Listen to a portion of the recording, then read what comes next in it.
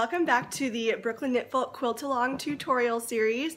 My name is Jacqueline, in case you didn't already know, and this is a tutorial series about how to make your first quilt. This is going to be the part about basting the pieces, so we've already finished the quilt top and now we're going to move into basting and quilting the layers of your quilt together. So stick around to find out more.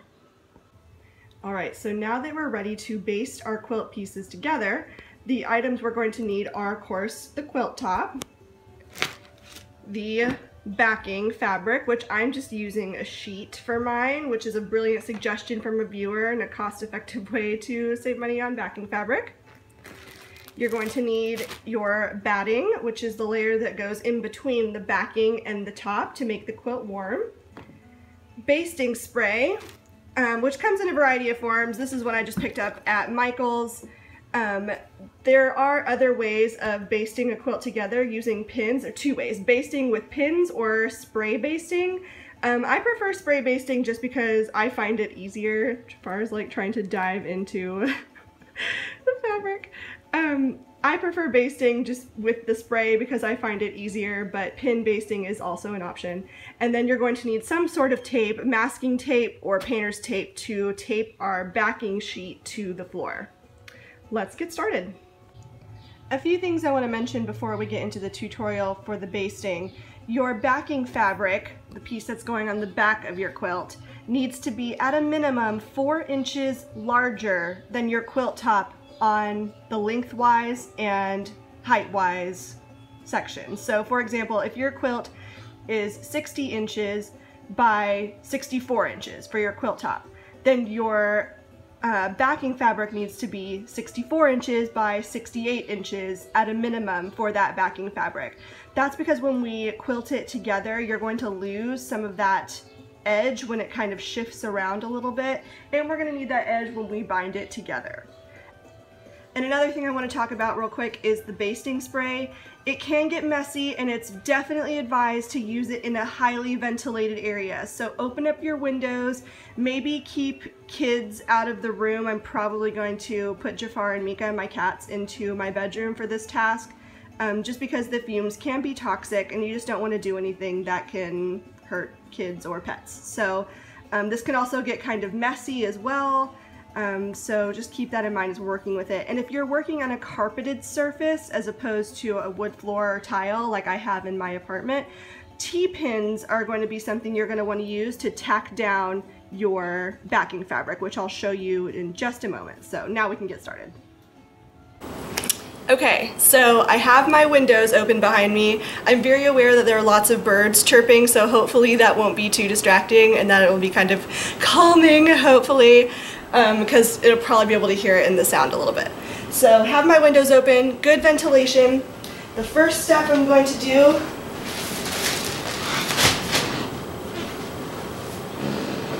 is take my backing fabric and I'm going to tape it securely. Sorry, I'll get closer to you.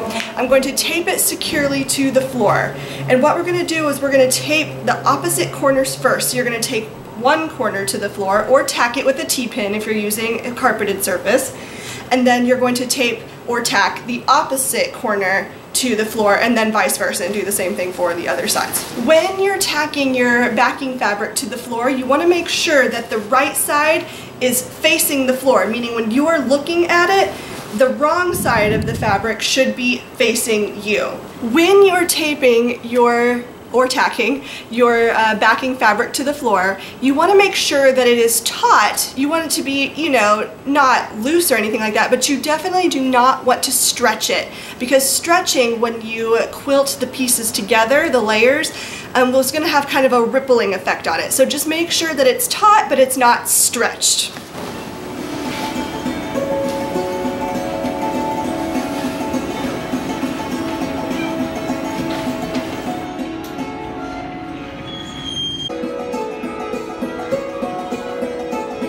I can tell you're going to be very helpful for this process.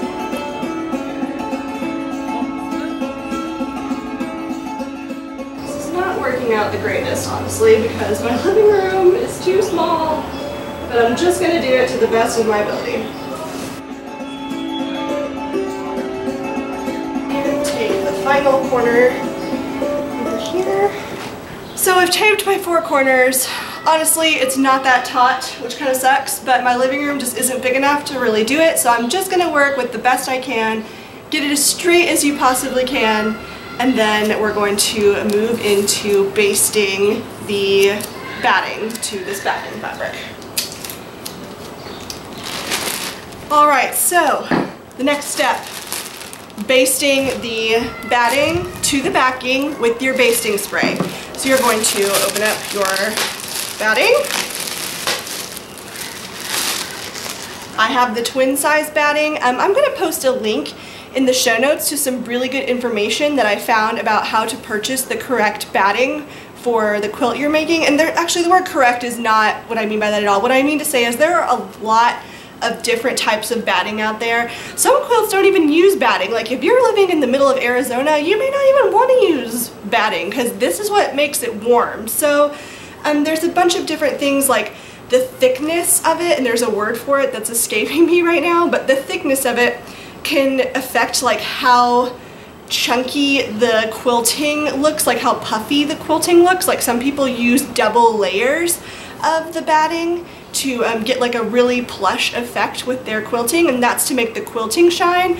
If you want to do things like let the top of your quilt really do the talking, like the piecing that you did, then maybe you want a thinner batting and you don't want the quilting to really show up as much. So I'm going to leave a link that will go through all of that stuff in detail for you guys to kind of give you some information about what kind of batting would be best for your project. So take out your batting. Iron it if you wish. I'm not going to because I'm lazy right now. Shh, don't tell anyone. And we're going to lay it out on top of the backing fabric as straight as you can, lining it up with the edge of the backing. Smooth it out. I really did not do a good job of getting this backing fabric taped down to my floor, but it's probably going to affect this later on. Oh well. And now we're going to baste it with the basting spray. So now that we have the batting fabric laid out on top of the backing fabric, you're going to fold it in half one way.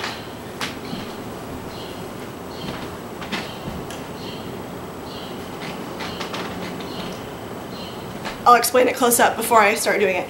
You're going to take your basting spray, start in the center where your folded edge is, and spray about a 6-inch area all the way across on the backing fabric.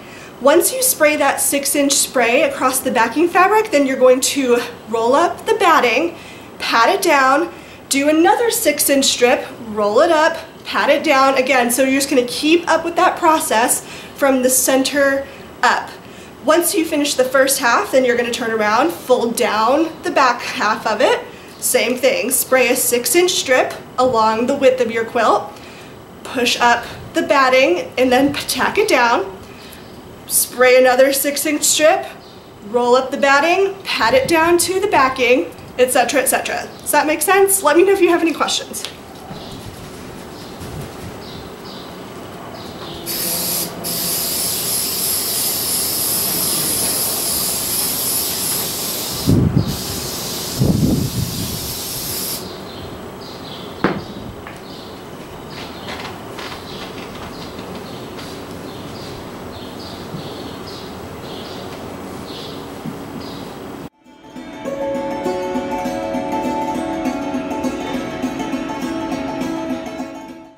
Seems pretty simple so far. The hardest part is kind of that center part, just getting it going, because the batting is so long at its longest there. And again, trying to keep the batting as straight as you can, as ripple free as you can get it. And mine has got a ton of ripples in it, so this could take a second, but having a smaller living room, I'll do that to you.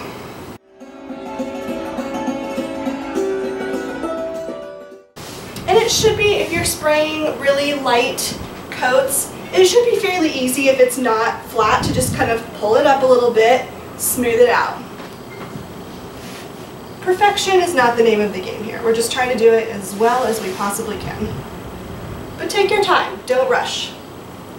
I'm going to turn around now and do it to the other side, and then I'll be back when I'm done with that, and we're going to do the same exact thing for the quilt top to the batting and the backing. Okay, so this is essentially what I'm working with right now. The batting is tacked down to the backing. As you can see, it's not super straight right there, so I'm trying to kind of work through and smooth out where possible. Again, just because the size of my living room is not that large, thanks New York City apartments, I don't really have the space to fully stretch out my backing fabric. So hopefully you guys will have enough space to do something like that, but if not, just, you know, make it as straight as you can. It doesn't have to be perfect. It will make it probably kind of pucker and have some issues on the back, but again, just getting it as straight as possible. And so it's not that it's hard, it's just kind of fiddly. So now that we have the batting tacked down to the backing, we're going to do the same exact process with the quilt top, starting in the center, using the basting spray, and then spraying a 6-inch strip, rolling it up until it's done on one half, and then doing the same on the other half. Poor Jafar, I can hear him meowing in there, and the spray is just not good for his kitty brain, you know? Alright, let's get this done so I can let him out. So again, your batting and backing, that needs to be 4 inches larger on the lengthwise and the height-wise. So we're going to need at least 2 extra inches on either side of the front top piece.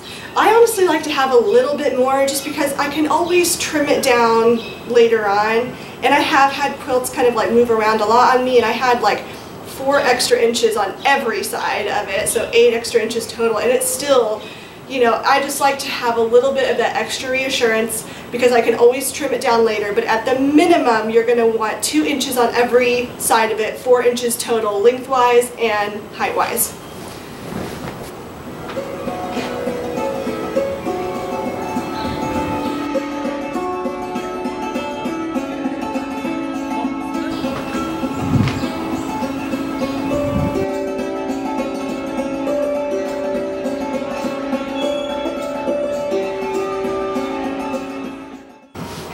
Looks much better on this side than it will on the back, I'm sure, for me.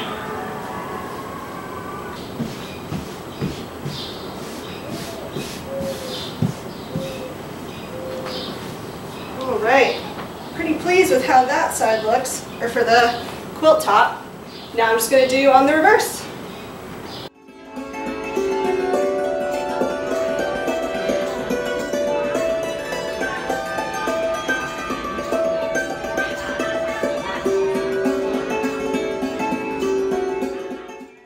And there we have it.